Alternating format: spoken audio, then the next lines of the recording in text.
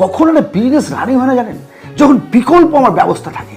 আমি একটা বিজনেস খুললাম, চলছে না, বিকল্প অপশান আছে, আমি ছেড়ে বেরিয়ে চলে আসলাম।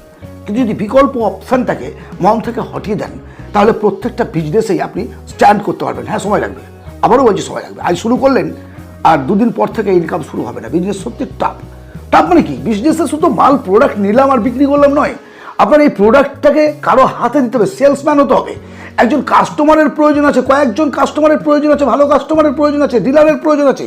মানুষকে নিয়ে চলা অত্যন্ত কঠিন কাজ, মানুষের মন জয় করা খুব কঠিন কাজ। আর নতুন কোনো বিজনেস খুললে তার কাছে প্রথমে আসবে কেন?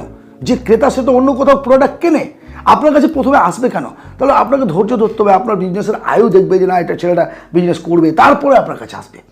হঠাৎ করে তো আসবে না। আপনি 1 বছর 2 বছর চালাবেন, বন্ধ করে দেবেন, তাহলে সে কাস্টমার আবার যখন পুরোনো দোকানে ফিরে যাবে, তখন তাকে অপমানিত হতে হবে, যদিও নগদে পয়সা দিয়ে কিনে।